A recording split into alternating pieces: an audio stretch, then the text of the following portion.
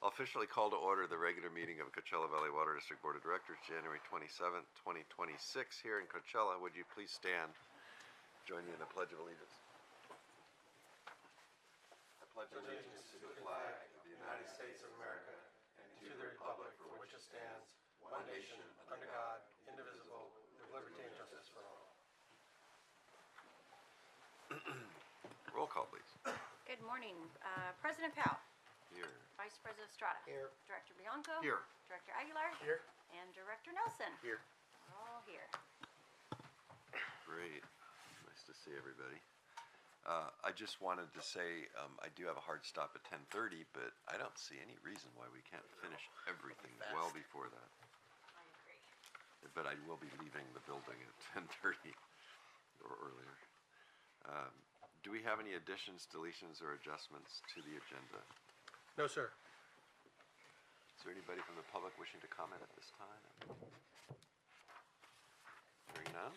I will note just for the record, although they're not public comment, but just so it's noted somewhere, we did receive two public comment letters, one regarding item 8A and the other 9BI, the presentation. Copies were distributed to the board, hard copies also available, and they will be added to the record. Thank you. We did have a chance to read those. The consent calendar consists of items 5A through F. Is there a motion to approve the consent calendar? Can I pull F? F, yes. Do you move the balance of the consent calendar? Yes. Second the balance of the consent calendar. I'll second. Motion and a second. All in favor, say aye. Aye. Aye. So that passed. And now on to 5F. Receive and file AB 1600 developer fees annual report for the fiscal year ending June 30th, 2025. I really just, Director Bianco, you might be- yeah. So I liked all those attachments. I'm having a hard time opening this up right now, but what I wanted to see was, it showed how much money we had spent. Is that correct? I'm trying to open it up. Yes. I have to report on I would have liked to see the report with the full amount that we were proposing to spend. There is an attachment within the agenda item for that. That is a new requirement that was established last year by an assembly bill, and I cannot remember what the number of the assembly bill was. Attachments? Yes. It is, okay. Do you know which one it is? It should probably be with attachment number 4. Okay.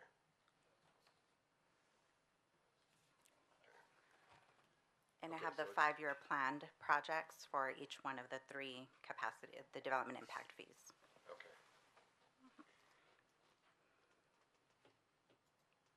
So in the future, I liked how you did the other on each fund. Can we have that? So water development fee report, for instance, if we can add in the total amount on these projects, so it'd be easier to see. Yes, we can add that as within the individual reports. We were also planning on adjusting another requirement is to provide a copy of the current fee. That was also a new requirement as of last year. So we've been trying to configure how to redo the reports. These developer fees, and they watch it like a hawk. And I noticed they were mentioned a few times in the report. But for the public benefit, I think, we know that those funds are being used appropriately. And we did send them the report on December 31st. As of today, we have not received any comment from DVBA, which is very rare. But certainly if they do provide comment and want to review the item with us, we're certainly open to doing that, even after today's adoption. Yeah, James's hands have been a little full lately because Yes, of Gretchen. the transition. Yeah, okay. Is there a motion to approve 5F? I'll make a motion. Second. All in favor, say aye. Aye. Aye. Thanks, Carla. Thank you, yeah. Thanks, Carla. All right, ordinance. This is the Posting onto the, excuse me, onto the website. Actually, we already have posting onto the website the updated salary levels with the 3.6% COLA. No impact to budget. We were budgeted at 4%, so actually saved a little bit of money here. And we jostled around some positions and, with some of our departures last year and added a couple classifications. And we also, as you all recall, we grandfathered in several individuals into classifications after the class and comp, in July of whenever it was. So we had a few, folks leave those classifications, so those grandfathers fell off. And so that's basically the report that's in front of you guys. I'm happy to answer any questions if you have them. Okay. I think we've gone through it pretty good. Yeah. I'll make a motion to approve. Second. Second by Nelson. Any other discussion? All in favor, say aye. Aye. Aye. Passed 5-0. Thank you all. Have a good morning. Thanks, Thanks, Chris. Chris. Okay, engineering. Sabrina, come on up. This is one of the ones we received a letter on. Go ahead. Good morning, there we go. Can we switch that screen too, Sylvia? Is that possible? Yolanda, can we go back to the presentation for engineering now? Thank you. Okay, thank you. Good morning, President Powell, members of the board. My name is Sabrina Neese, Engineering Manager for Domestic Water. The item before you today is our recommendation to authorize the General Manager to execute a professional services agreement with Hazen and Sawyer in the amount of $2,921,965 for engineering services for the Sun City Domestic Water Treatment Plant and approve additional expenditures for a total request of $3,297,300. This is the first of our chromium-6 treatment plants. It's located in the city of Indio. Project location is northwest of Adams Street and Avenue 38. The total amount of this project for design and construction is estimated at $25 million. This is only for design services. It's a multi-year project. We included $1 million in this year's CIP to start on the design services. That'll carry forward through the next couple fiscal years. Let's see. As I mentioned, the purpose of this project is to design and construct a treatment plant to reduce chromium-6 levels below the state-mandated MCL. This project will consist of one 6,000 gallon per minute treatment plant and related facilities to treat 3 existing domestic water production wells and 1 new production well. The project was advertised for design proposals on October 24th. We received 5 proposals on December 11th. A committee consisting of 4 evaluators scored the proposals on multiple factors, including project approach, qualifications, and cost. A copy of the scoring summary was included in your board packet. The committee unanimously scored Hazen and Sawyer's proposal as the highest ranking proposal in the amount of $2,996,690. We negotiated with Hazen and Sawyer and reduced the fee by $74,725. The proposal approach incorporates careful consideration, constructability, operation, and maintenance, while leveraging their expertise in water quality to ensure compliance with water quality regulations. The efforts undertaken for this project will establish the foundation for remaining chromium-6 treatment plants planned for other pressure zones as part of CVWD's objective to comply with the chromium-6 MCL. For the reasons described herein, we are recommending award to Hazen and Sawyer. We do have Nicole Blute with us here today from Hazen and Sawyer, who can answer any other questions that you may have regarding their scope and fee. Thank you. Yeah, you know, I think it makes sense, but there is litigation challenging the regulation, right? I mean, I don't know where that's gonna go. Maybe nobody knows right now. I've heard there's some chances for success. In the event that the Chrome-6 regulation is suspended or stayed or whatever, changed or whatever, are we gonna be bound to this contract? You know what I'm saying? Like if we don't have to do it anymore, I know we have to do it today as of the current law. Right, then we would have to terminate the But contract. but is there some way to terminate the contract if this thing is stayed, if the regulation is stayed? We have had to terminate contracts with consultants before for a multitude of reasons. We do have the ability to do that, so we would enter into an agreement to terminate that at that time, if that were to I be just the remember case. how close we were last time, and then, you know, and then it was stayed, and it was a much higher dollar finished it. number. We were about to sign a construction contract. Oh, I know. Yeah, so here it's the professional services, which has the ability to terminate with or without cause. So at this point, we do have that option. So for Hazen, they want to work fast. Get as many billable hours in as they Before can. before the thing Yeah, gets, right. assuming we're But, optimistic. so here's a question for that. We were about to go into a construction contract. So obviously, well, maybe not obviously, maybe it was design and build, but was No, there a it's design set up at that time and we were ready to go with it? And Spend what's 10 million. changed? We'd Is already it, spent is like it 10 million. ion exchange to this reduced coagulation now? I mean, what's changed? Why can't we just take that plan off the shelf and skip the 3 million and start in with our old plan? Can I answer that, Jim? Sorry. The old I don't want to cut you off. The old plan was really expensive. We entered into a contract previously with West Yost, who reevaluated the previous plan that was put together by Hazen and Sawyer. Nicole had some experience and involvement on that project. As part of that implementation plan, our strategy has changed. And so within that high level, we're keeping production within the respective zones and not doing one singular singular centralized treatment facility. Instead, we're doing cluster treatment facilities. So this is one of several others that will come in the future. Sun City pressure zone, this pressure zone specifically, has one of the highest MCLs, and so this is our target because of that. So it's going to set the pathway for these projects moving forward.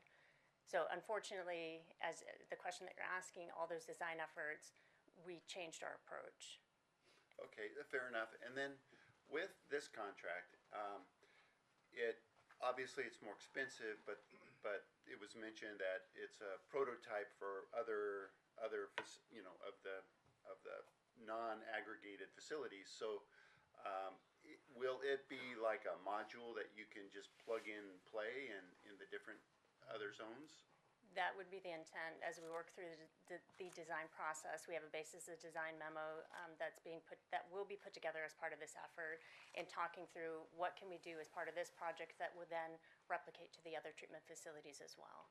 But it won't be a simple, we design it once and then plug and play to the other sites. Water quality is one of the highest parameters that we have to be concerned with. So this effort will do a site-specific pilot study that will be replicated at the other facilities moving forward, but those will be all separate design RFPs. But the intent being that we're going to build on what we do here as part of this project. I need a little bit more. And so, I mean, because Hazen has more hours, I mean, maybe it doesn't need all those hours. I mean, I just don't get it. It doesn't always come down to hours, it's the effort. So we're looking at a value cost. Effort? Effort, yeah. And so Effort. How can you measure effort by the proposal? the qualification, so within the committee itself, we have different parameters that we're looking at. Cost is one consideration, it's project approach, experience. Hazen demonstrated the most experience for chromium-6 treatment. The proposal that they put together, if you go through it, you'll see that they went a step further and actually put together conceptual layouts as part of the proposal. But they are the most qualified based on the proposals that we received, but they also put in twice as many hours. And for that, staff supports and justifies awarding it to them.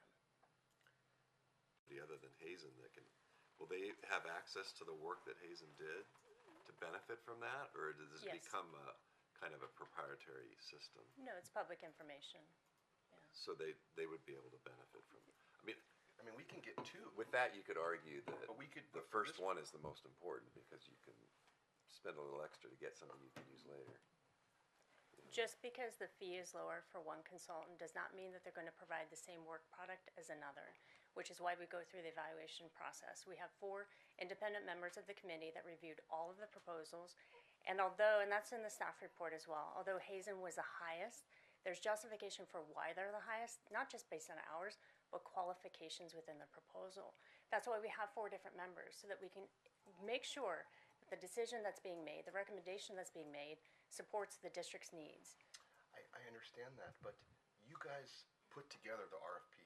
If you wanted 10,000 hours, then why didn't you put 10,000 hours in? I mean, if you wanted a duplicate system that we could use on other things, why didn't you ask for that?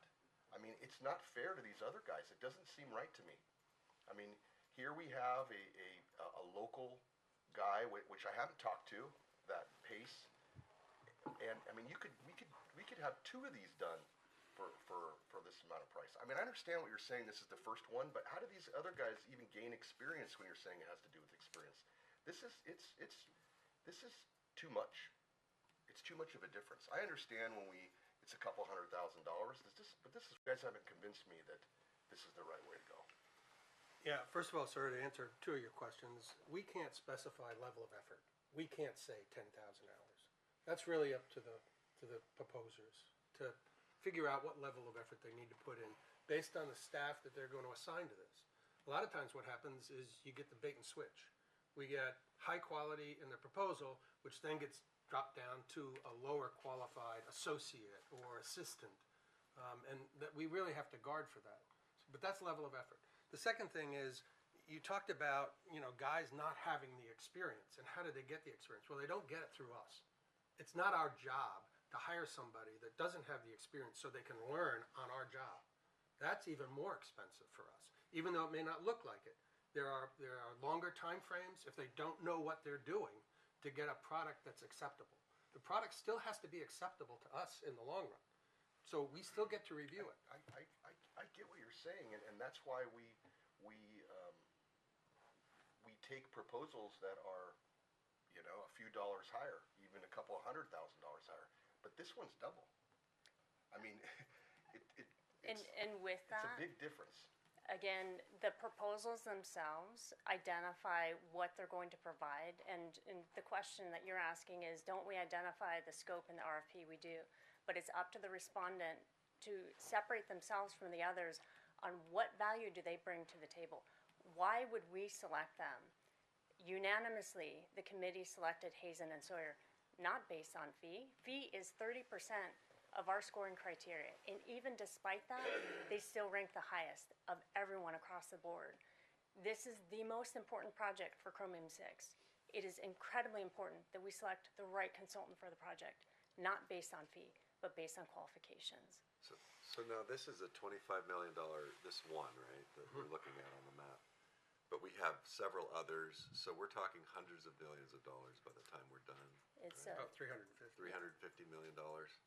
And I mean, just to kind of help get over the hump is you spend a little extra up front, do it right the first time, and then you have something valuable that you can use to benefit the future project. So you're really starting a $350 million project here, even though this is isolated to this one site. So, Trying to understand if there's any sort of benefit that was carried over by having Hazen and Sawyer do the last project. So my own projection, having been in consulting, is that they're probably going to be the most efficient consultant that we can select, having had all that experience. so can we ask what, maybe Nicole. ask Nicole, if nobody's, I mean, this is a new regulation, sort of.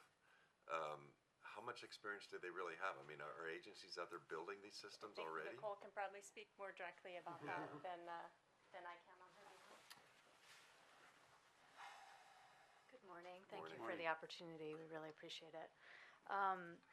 Yes, I've been working on this issue since 2002, studying from the very beginning all of the different treatment processes. So we really understand all of the nuances of the treatment processes. And getting to your question, Director, the main issue that differentiates our proposal is that we understand all of the different pieces that have to go into the project. So what we see time and time again with proposals is the lower cost proposals haven't considered that are produced. Rather than, and that's what contributes to the level of effort, is that you have a greater number of drawings, you have more specifications, you have a better bid package as a result, and you get better bids from your contractors when you have more detail. So back to the question of our experience. So we've been working on this for 25 years. We have been doing a lot of testing over those years, including here with the district. We did a number of tests on this technology as well as the other technologies. This one has advanced, is better, considered better now for the district because it offers a lower cost solution without the hazardous waste generation that we were dealing with the last time. So when we were going through the design the last time, we ran into the issue of the hazardous waste and continued down that path. But in the meantime, there was all this research going on that showed that this was a better approach that could avoid hazardous waste. So that offered a lot of benefit to pivoting. Now, we've also done a lot of other projects that are related. They're called coagulation filtration for arsenic removal, which is a very similar approach to chromium, and we're doing 5 or 6 of those right now here in California, for example. So we have experience that's very For related. arsenic? That's for arsenic, but it also works for chromium as well. And we just finished doing 7 pilot tests for this particular process for California American and for LA County. So we have a lot of experience. Any questions? Sorry. Yeah, Nicole, good to see you again. Me too. The wells that we're gonna be working on, they're, for the most part, the same wells that we identified back when we worked on the other project, Yes, would you say? they are. So from the perspective of trying to gather all the information that you need to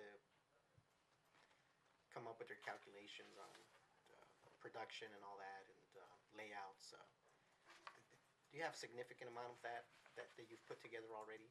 We do, yeah. So there's definitely a less steep learning curve because we've already, looked at all the electrical needs, really thought about like done geotechnical work, all those kinds of things have already been done in Sun City. So, And did any of that translate over to this? I know I heard Sabrina say that maybe not so much, but do you feel like it did? I think it will. I think what Sabrina was talking about is the actual treatment process itself, and no, that won't. But in terms of some of the other engineering aspects, yes, I think there's some economies of scale that you'll get out of that.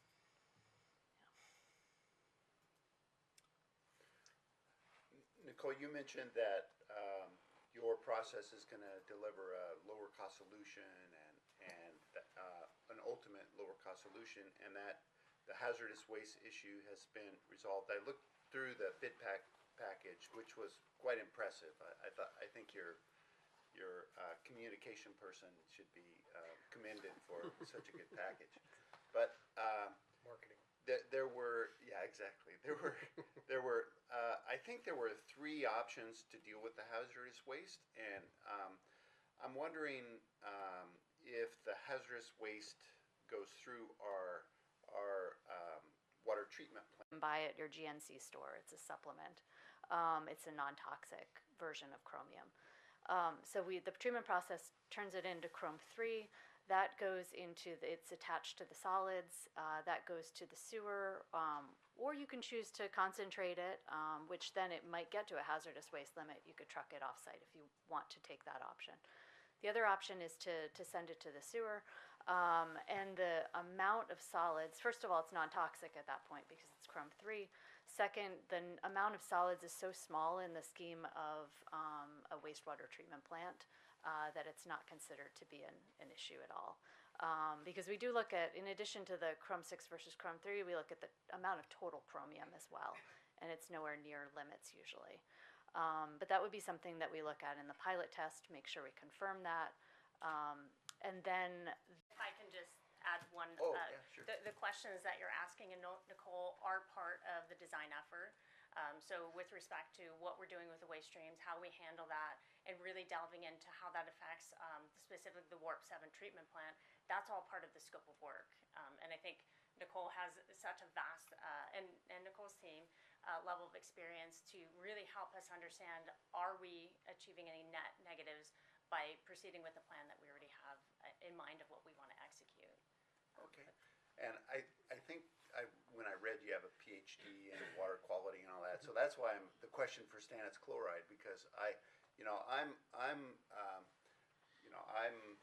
under the impression that stannous chloride would be a valuable tool and cheap alternative in treatment, and yet I think there's some kind of conspiracy that engineering companies would rather see more expensive alternatives, $350 million alternatives, and so that's my approach to this, and so I'd be interested in your thoughts about stannous chloride. hopefully we can get out of here by 10:30. um, we've done a lot of work on stannous chloride, including for the city of Coachella. We did some piloting on it, and it's an alternate reductant. So we have either iron or we have the tin, which is stannous, and that does the reducing of Chrome 6 to Chrome 3. The issue with the stannous, for iron-based reduction, it's very typical of water treatment to use iron to do that. It doesn't introduce any sort of complexity in any way. You know, it's commonly done. For stannous, it's new, and so a lot of the testing that was done related to where that tin ended up. So is it ending up? And this was one of the big questions when it kind of derailed your last effort. It was a big question as to where's it going? Is it going to adhere to pipelines, so that when you then chlorinate your pipeline, because you have a break and you have to chlorinate it for bacteria, because in the cheap alternative, just adding tin and sending it out to the distribution system, you're not actually removing the tin or the chromium from the water. You're adding it and taking advantage of that reduction process. But there's the question of where is it going? And so I think that the studies that were done kind of explained the issue of that uncertainty really is problematic. And as a design engineer, you know, our job is always to give you the most sustainable solution for the future. We certainly don't want to send this in the distribution system and then in 20 years have you say, oh my gosh, now our whole distribution system is loaded with tin. Now what do we do? Detroit, right? Yeah, so Different consider. yeah, we do a lot of corrosion control like that too. Yeah, so we're always very cautious, and we want to make sure that the solution is long lasting. So, does that answer your question? Yeah, it does. That's a good answer. And then I noticed also that, and you just mentioned it about your corrosion control and all that. And I'm assuming you'll use that even in the pipes that are collecting the well water to not have another Sun City leakage and problems in there too. So. Yeah, that's definitely a part of the design is to look at end water quality and then the corrosivity and how it blends with your current water supplies and how any changes. The health department is very specific on this after Flint, so we have to really make sure that there's no negative changes. Okay, thank you. Yeah. Build the project and we wouldn't have to do the construction, or how does that, in my mind, I don't understand how it's gonna work. Yeah, it's somewhat of a catch-22, right? Because we are trying to make up time. So we're putting pressure on the consultant to move forward as fast as possible. But understanding right now, it's a little bit of a question of, will we still need to move forward or not? We're looking at roughly an 18-month schedule to get through environmental design. You know, pending any unknown things that may come up, it may extend a little bit longer than that. So it could be that we get through this process, complete the design much like we did before, and then get to a point where we don't build it. But either way, we do have to move forward at a pretty quick pace to try to make up the time that's been lost. Another thing to keep in mind is that we are currently operating under a compliance plan that we've submitted to the state. We haven't gotten approval on that Correct. compliance plan yet, but as long as we have a compliance plan, pending approval or approved, we're protected from litigation. So while there is a lawsuit going on that challenges the state's process in setting the standard, we still have to move forward because we're regulated by the state. So the hearing was supposed to take place, I think, on the 21st in Fresno, but that has been rescheduled. And it's really just the first step, an argument on the merits. So we would expect then the judge to have some thought of when he might have a tentative opinion. Then there's, rehearings, and then there's the appellate court, and then there's the potential California State Supreme Court. It's gonna be a while. Yeah. So is this PAYGO? Correct. It is, okay, thank you. And we'll be coming back to you with domestic rate changes as part of the budget. Can't wait. So it seems like if we use 18th time. Hazen, and Sawyer, we're gonna get the answers to the test and the blueprint for the future. That's correct. So, The, you know, I think your first dollar is the most important dollar here. I really do. so I would expect that when we do the next project, that the lowest bidder would get awarded the contract because we already have the answers. You can't always say that, right? Well, Because I'm just, That's a fair, coming. yeah, no, I That's what's coming. had pointed So- that out earlier. So yeah, I'll no, vote to, I'll make a motion to approve. That's not part of your motion. We have to accept the lowest one on the next one. Yeah, I'll second, and I think that, you know, if you look at it, if it's a $350 million project, and this would be 0.4 of 1%, so it's, the additional $1.5 million for this contract. Yeah, but we So don't want that on every single project. inflation, if it's for, you know, whatever the number is, could reduce those numbers in the future as well. So for those reasons, I'll second, and, Any other discussion? Yeah, one last comment on the compliance plan, Jim. I'm not sure if you sent us a copy. You might have. Have you? Have we seen that? I don't believe I have sent you a No? copy of the compliance Would you send us the copy, please? Yeah, I think we can do that. Thank you. Swear I've seen it, but yeah, good. All right, are we ready to vote? Sounds like we are. All in favor, say aye. Aye. Aye. That passed 5-0. Very good, Sabrina, thank you. Yeah, good presentation. If I Work may, fast, yeah, for a lot of reasons. Yes. I just realized that on the ordinance that was just approved, we did not do a roll call vote.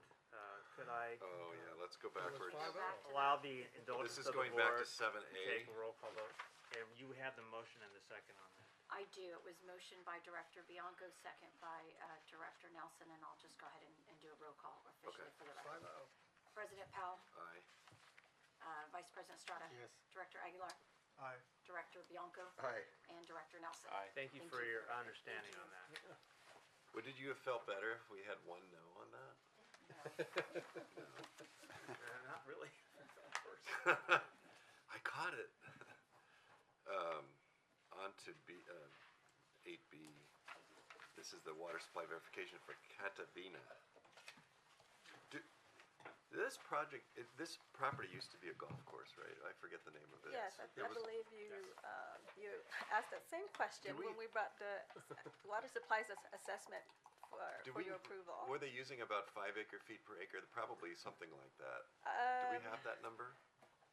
No, I we do don't not. know about the golf, project before, but this project is, It's really low. It's low, yes, it's, 1.86? 1.8, Yeah. Yeah, that's- insanely low. Which I have to say, Joanne, thank you for putting the per acre. That is just, it just Yeah. gives me Yeah. much more visibility onto the project. yes, and we'll continue to keep that list, and as a matter of fact, we're creating a GIS layer that show where the projects are, and it tally up all Yeah. the water total, projected total water demand for each project. I mean, I'll go out on a limb and say that the prior use of that property was using probably more than double that much water. Oh, that's Probably more than double, maybe 2.5 to 3 times. If we don't have the actual data. I don't, we'll look into it. Hard but, to irrigate a golf course for less than 4. Yeah. Yes, I agree, so. Okay, Having go said that, good morning, President Powell and members of the board. My name is Joanne Light, Director of Environmental Services. This morning, I'm requesting the board's approval for the Catavina project water supply verification. And MSI Consultants is in the audience joining us this morning. Do you have any project-specific questions for them? No. Pretty well laid out, honestly. Okay, so and as you recall, the project water supply assessment was approved by the board on September 9th of 2025 to support the project's CEQA process and to comply with SB 610 and 1262. To date, the project total water demand has not changed. And I know there's been questions of what triggers the verification. And I just want to give you a short overview of that. So at the beginning of the project planning process, they are required to obtain a WSA assessment to move forward with their environment documents process approval. what triggers the verification is that this project proposes a total of 500 and, sorry, I'm looking at my, 546 residential lots, which is considered as a subdivision that triggers a verification process. And that's the only difference. And through their subdivision map development process, which they might not have had in September, which didn't trigger the verification. And here we are now, moving forward with the verification approval. And if I'm correct, these water supply verifications have to be requested. They don't happen Correct. automatically. Correct. So they're either requested by the developer or the municipality, or I forget. who it The lead agency, State of, the city of Palm Desert? correct. is. Land use. Yeah. And so this WSA has been prepared in compliance with the requirement of SB 2021, and its purpose is to verify adequate water supply in the Indio Subbasin in the 20-year time horizon to supply the project needs. And it's not, cannot be construed as a promise to provide water. With that, they have to go through the agreement process with our district at that time. So with that, do you have any questions? I do have Further a question. questions? Not necessarily in the project, but the water management plan that we use for this is 6 years old now. It's Correct, and we are 2020. currently So I was updating gonna it. ask, give me the update. We're updating it now. It'll be brought forward for the board approval in June because it's due to DWR on July 1st of 2026. Okay, So excellent. we're moving forward. Okay, good. Yeah, and this is the normal schedule for that in terms of the requirement, getting the guidelines from the state, getting it approved, so we're behind schedule. No, we're actually on schedule. And further, we're also updating our alternative plan as we talked about in our previous meeting. Those plans are being updated as well and are due to DWR in January of 2027. So that effort's also moving Okay, that's forward. good. Thank you. Great. All right, is there a motion to approve 8B? I would move approval of the item. Yeah, I'll second. We have a motion, a second. All in favor, say aye. Aye. Thank you. Passed 5-0. Thanks, Joanne. Written communications, none officially, but we did have those 2 letters that came in by email that we mentioned earlier. Next is this information presentation on the ERP utility billing system. Morning, Sammy. Good morning.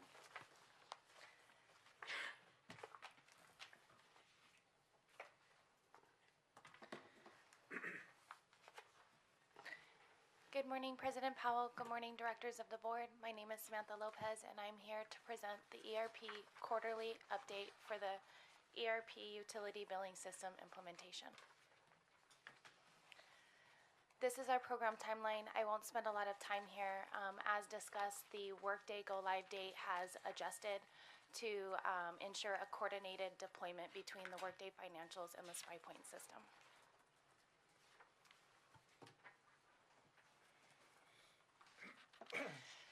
This slide goes over the specific dates and the changes of those dates. So the Workday is going to move to production August 14th of 2026.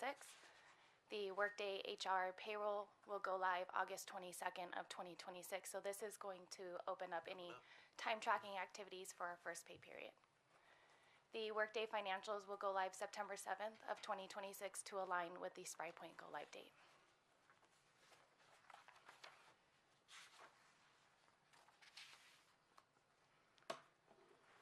So this is another high-level overview of our program timeline. This slide highlights the deployment phases. Each phase includes a stabilization period where the vendors are going to assist with any needed adjustments during that time frame. The SpryPoint system includes a 16-week stabilization period. The Workday HR system and financial systems include a 12-week stabilization period, and the Workday Adaptive Budget module includes a 4-week stabilization period.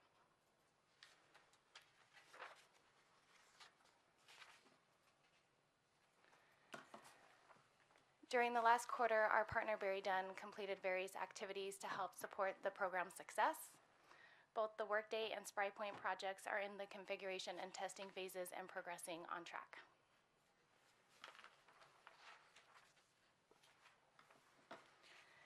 The overall project is in green status. For this update, issues remain yellow due to pending integrations. At the time of this update, there were open questions related to specific integrations. For example, our Paymentus electronic payment integration, whether it was going to be in both systems, SpryPoint and Workday, or if it was just going to be in one system and pass the information back and forth. That determination has now been made, and we are progressing on track with the planned integration.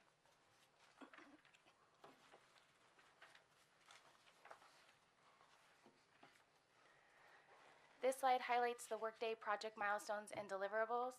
This quarter, all areas remain green except for integrations. Our teams continue building and testing in parallel, maintaining weekly checkpoints with vendors and business leads to mitigate any potential impacts. Overall integration work is progressing with strong coordinations and clear next steps.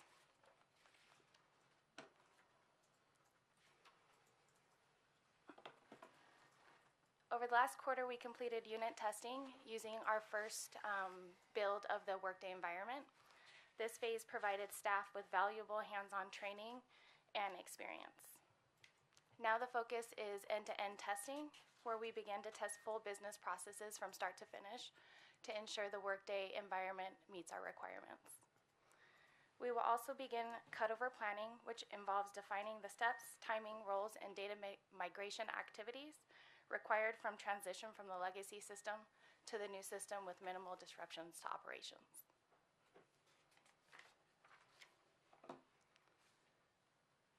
Now I will hand it over to my co-project lead, Matt Grigsby, to give a SpryPoint update. Thank you. Thanks, Sammy.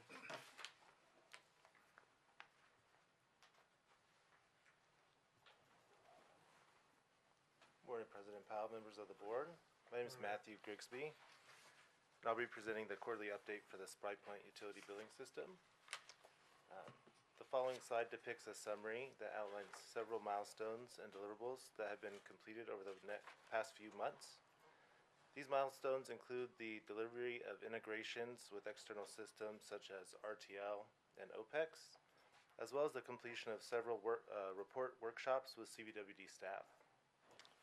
The first issue you can see identified in yellow, kind of in the center of the screen, calls out the need to align on the scope for the land management enhancement. Staff have worked diligently on this issue and provided sign-off on the land management business requirements document, indicating our alignment on the scope. SpryPoint will be providing a phased delivery timeline, identifying which elements of the enhancement will be delivered at each stage of the development cycle. The second issue Sammy brought up with Paymentus, specifically regarding non-utility, they call it miscellaneous payments, is still being worked by the SpryPoint team in coordination with CVWD staff. A meeting will be held in February to determine how the SpryPoint development team will handle the dual MID, dual merchant ID workflow for non-utility based payments.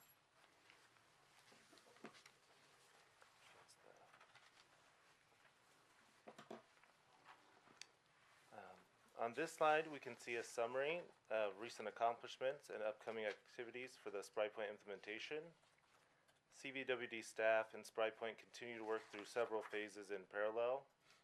The analysis phase is currently sitting at 96% complete, configuration at 63%, testing and training at 20%, and an honorable mention to the deploy phase at 1%.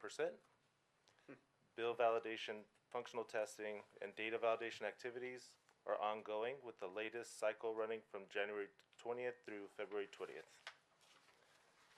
One notable item to call out is the canal ordering and billing demonstration SpryPoint held for CVWD staff. During this session, SpryPoint's development team demonstrated how orders are entered into the system by customer service representatives and explained the design used to support billing for multiple users on a single meter.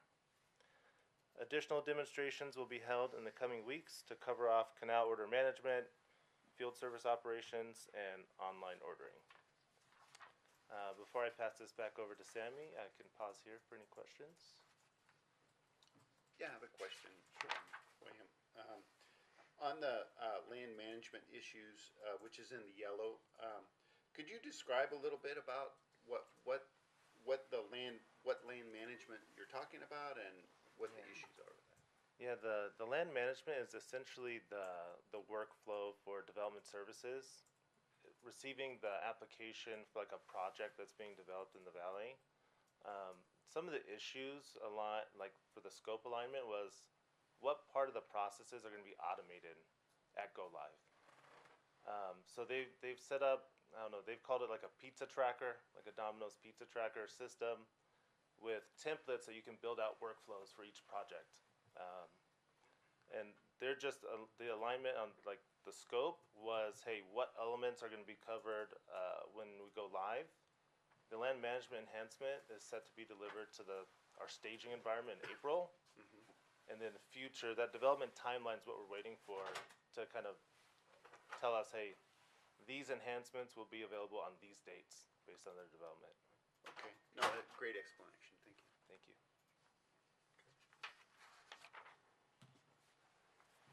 Thank you. Thanks.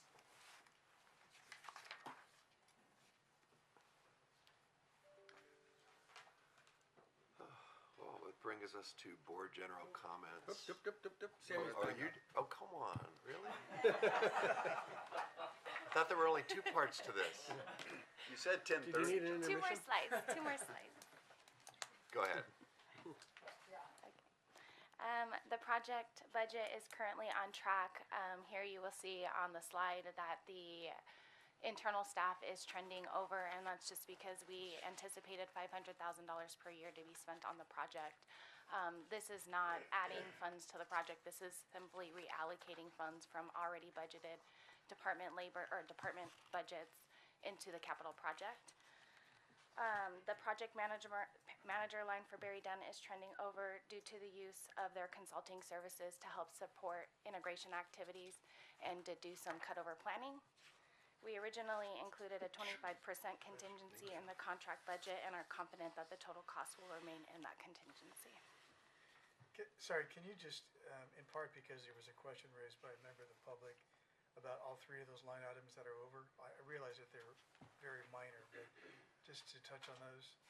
Yes, so the ERP selection process, that was over minimally, and I think that was, that's not part of the original $16 million budget. We just want to show all of the project costs here. The internal staff overage, we've hired limited term staff members to help support staff from burnout to maintain minimal disruption to operations. So you'll see an overage there for the internal staff because those limited term staff members include that internal staff line. And then the Barry Dunn implementation services, why you see it's trending over, it's not really over yet. We just wanted to show that there's a trend. We're having them assist us with integration activities to maintain the vendor communications, to maintain our timeline, as well as cutover planning to make sure that we have a smooth transition from the legacy systems into the new systems. Great. Excellent, thank you. Thank you. You don't have any more slides? Last one. There's a conclusion slide. There you go.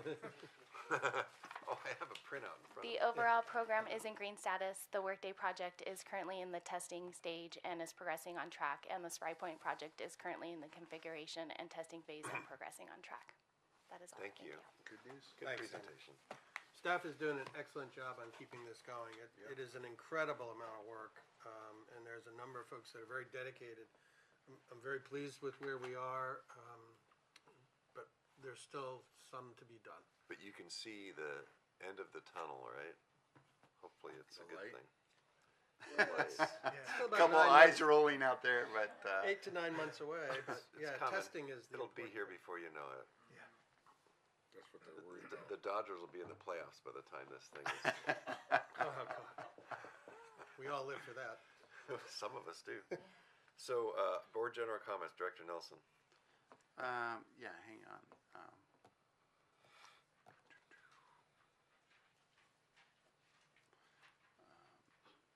I'm trying to find, I had some notes here.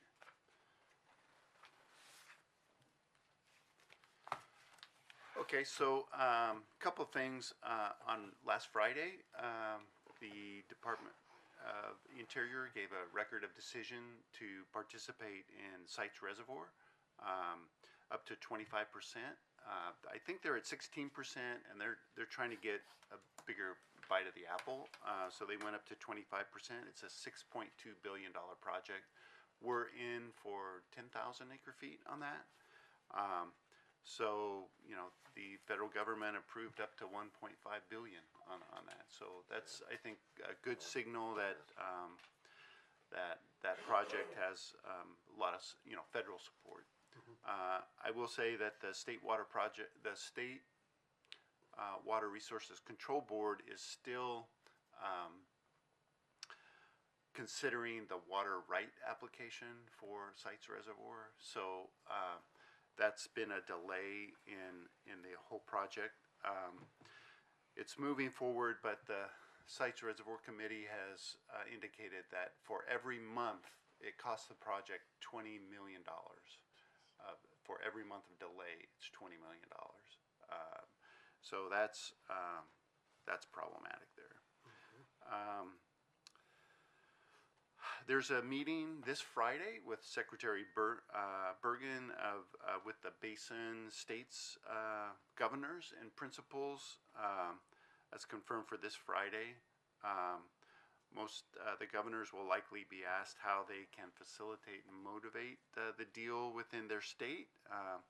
The attendance is confirmed for the governors of Utah, Arizona, Nevada, and Wyoming. Colorado has also said they will attend. They're going to be there too? We heard that yesterday. Okay. So we'll be the only one. So we'll be the only one. But Secretary Crowfoot will be Yes. there. And Carla. And JB. Carla. And Carla. And JB. And JB. Right. Yeah, for as the principal. So that's this Friday. So we'll see how that goes. The Bureau, you know, has their accounting done for 2025, although draft. California only used 3.66 million acre feet with an entitlement to 4.4.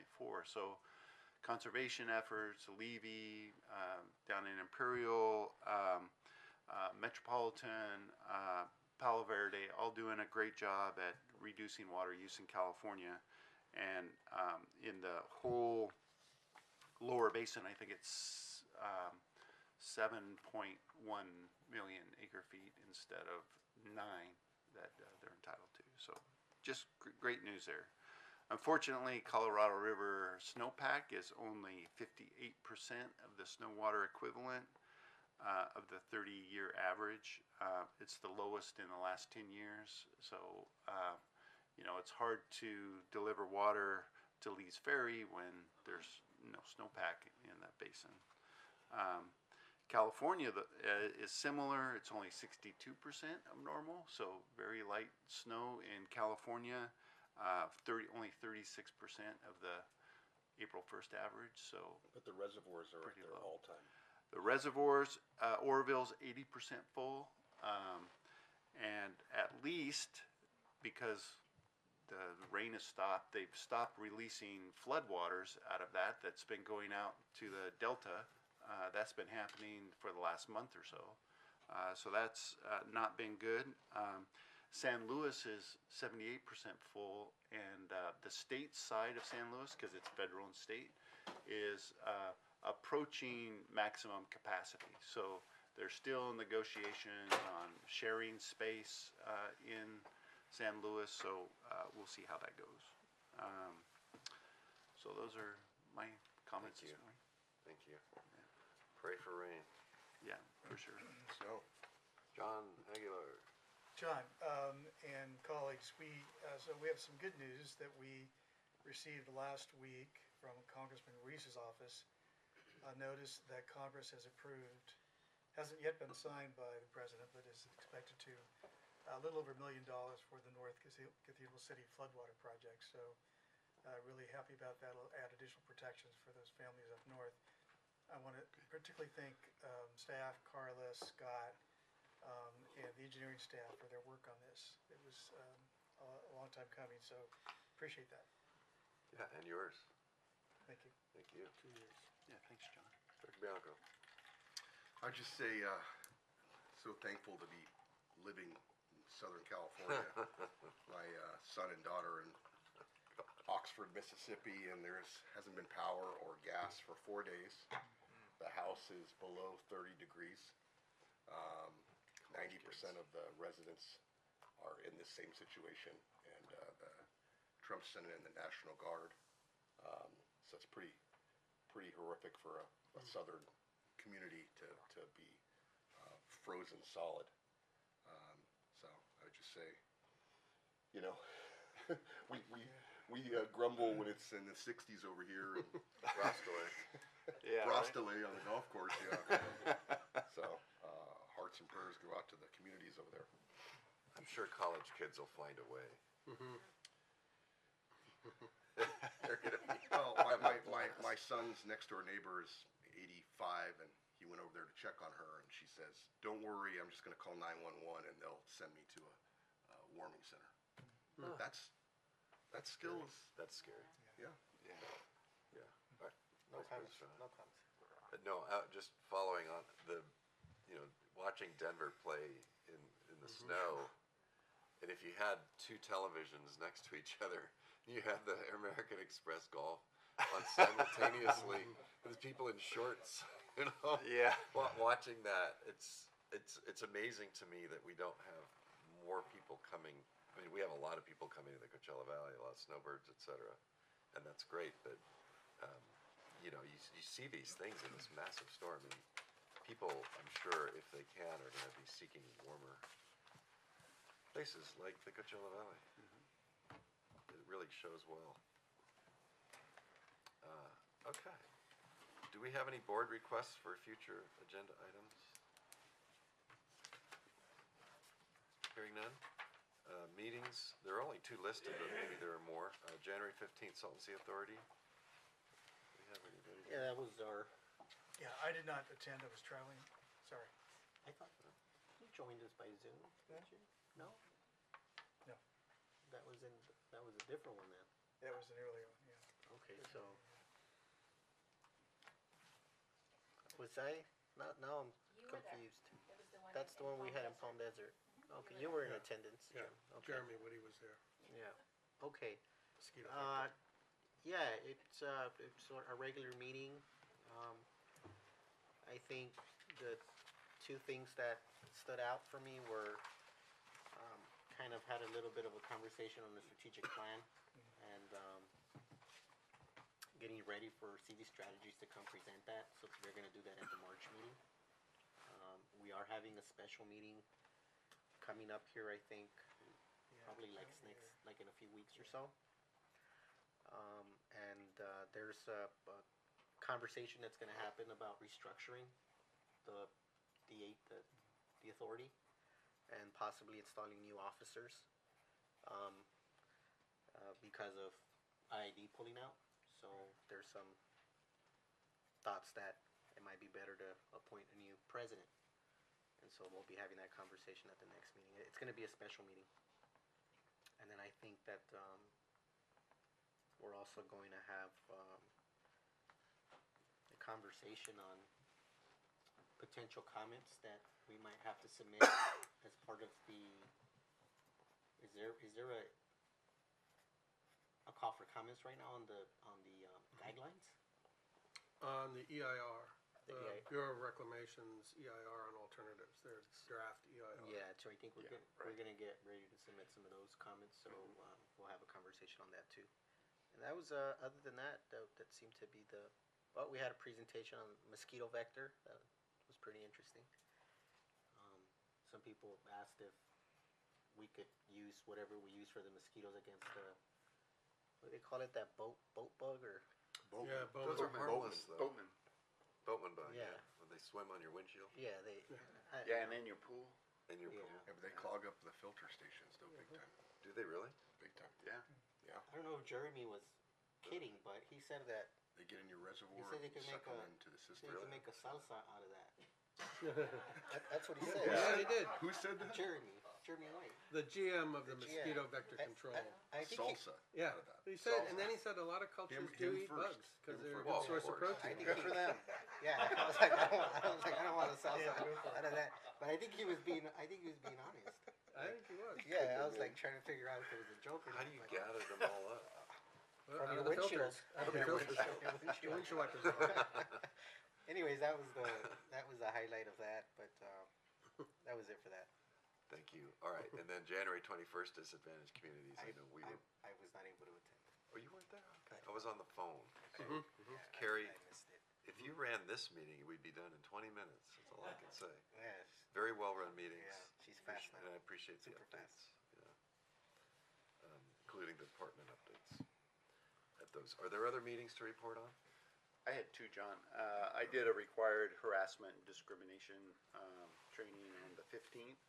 And then on the 21st, the State Water Resources Control Board has convened an expert panel to set up the regulations for irrigated lands coalitions and how they're going to use the data that's now being generated from all the reporting that is required through the coalitions and through individuals.